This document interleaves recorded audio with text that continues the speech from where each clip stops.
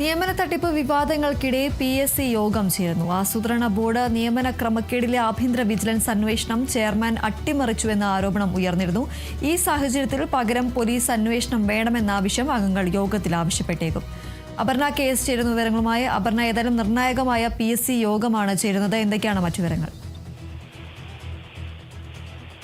PSC നിയമന തട്ടിപ്പിൽ vigilance അന്വേഷണത്തിന് സർക്കാർ ഒരുങ്ങുകയാണ്. അതേസമയം തന്നെ ഇന്ന് PSC ആസ്ഥാനത്ത് നിർണായക യോഗം ചേർന്നുകൊണ്ടിരിക്കുകയാണ്. മുൻ യോഗത്തിലെ തീരുമാനപ്രകാരം ആഭ്യന്തര വിജിലൻസ് SP കൊണ്ട് അന്വേഷണം നടത്തണമെന്ന ആവശ്യത്തിന് പകരം ഇത്തരത്തിൽ ചെയർമാൻ ആ ആവശ്യത്തെ അട്ടിമറിച്ചുകൊണ്ട് പരീക്ഷാ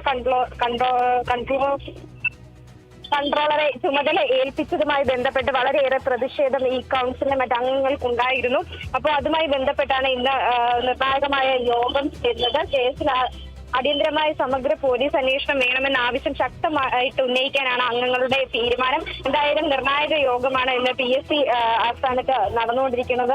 ആസൂത്രിത ബോർഡിൽ 3 വിഭാഗം, അതായത് പ്രധാനപ്പെട്ട 3 വിഭാഗത്തിലേക്കുള്ള നിയമനവുമായി ബന്ധപ്പെട്ടിട്ടാണ് ഇത്തരത്തിൽ വിവാദം കനത്തുകൊണ്ടിരിക്കുന്നത്. അതായത് 10 ഉത്തരങ്ങൾ ഇത്തരത്തിൽ മൂല്യനിർണ്ണയം നടത്താതെ നിയമിച്ചു എന്നതാണ് പ്രധാനമായിട്ട് ഉയർന്നു വന്നിരുന്ന ആരോപണം. അതിൽ തന്നെ 1ാം റാങ്കുകാരൻ ഒരു ഇടത് നേതാവ് കൂടിയാണ്. അതും ഈ വിവാദങ്ങൾക്കൊക്കെ തന്നെ വലിയ ഊന്നൽ നൽകുന്ന ഒരു വിഷയമാണ്. എന്തായാലും ഇത്തരത്തിൽ ചെയർമാൻ കഴിഞ്ഞ തിങ്കളാഴ്ച നടന്ന യോഗത്തിൽ അംഗങ്ങൾക്ക് നൽകിയ ഉറപ്പായിരുന്നു ഇത്തരത്തിൽ ആഭ്യന്തര വിജിലൻസ് SP കൊണ്ട് ഈ വിഷയം അന്വേഷിപ്പിക്കും എന്നുള്ളത്. എന്നാൽ അതിന് വിപരീതമായി ഇത്തരത്തിൽ പരീക്ഷാ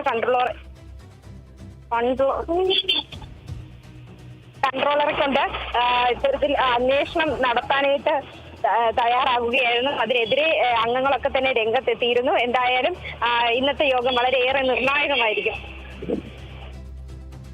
ശരി, എന്തായാലും നിയമന തട്ടിപ്പ് വിവാദങ്ങൾക്കിടെയാണ് PSCയുടെ യോഗം ചേരുന്നത്. ആസൂത്രണ ബോർഡ് നിയമന ക്രമക്കേടിലെ ആഭ്യന്തര വിജിലൻസ് അന്വേഷണം ചെയർമാൻ അട്ടിമറിച്ചു എന്ന ആരോപണം ഉയർന്നിരുന്നു.